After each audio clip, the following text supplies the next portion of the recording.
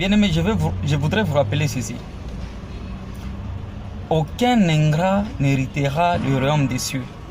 Parce qu'un ingrat est celui qui oublie vite un bienfait.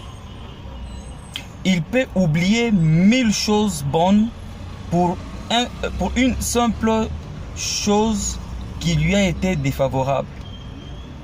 Il peut minimiser 1000 actions bonnes pour un seul acte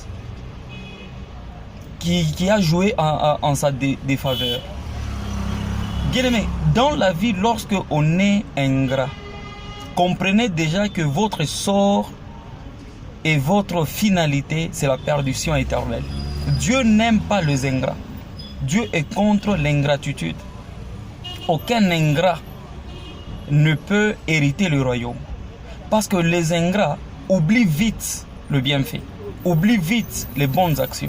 Regardez l'attitude des ingrats.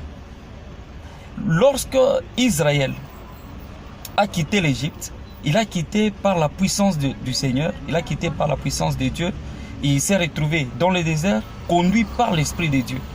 C'était par la puissance, par la force du Tout-Puissant, qu'il a été libéré de la captivité. Arrivé au désert, le Seigneur l'a nourri. Mais arrivé devant Canaan, Israël a vite oublié toutes les bonnes actions que le Seigneur a opérées en sa faveur. Israël a oublié toute la puissance que le Seigneur a déployée pour les libérer de main de Pharaon. Il a conduit jusqu'au désert. Il a arraché de main de Pharaon qui l'opprimait.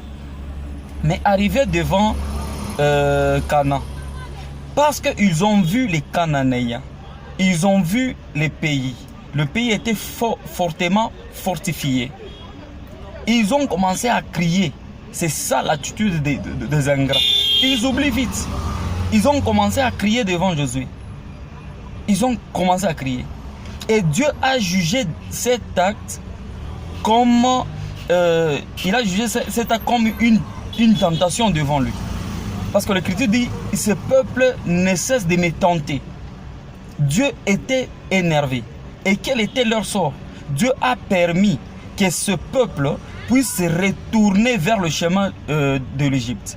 Mais pour ne pas rentrer en Égypte cette fois-là, mais pour que toute cette génération des ingrats puisse périr au désert. C'est ça le sort des ingrats. Ils ont murmuré, ils ont crié, ils ont vite oublié toutes les bonnes choses que Dieu leur a fait pendant les 40 années dans le désert.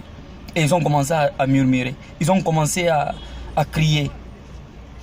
C'est comme ça l'attitude des ingrats. Un ingrat, à cause d'un simple acte, il peut oublier toutes les 1000 bonnes actions que vous lui avez faites, que vous lui avez accordées. Et quelqu'un de pareil, il est disqualifié devant le Seigneur. Bien-aimé, ne soyez pas ingrat, parce que le sort des ingrats, c'est l'enfer éternel.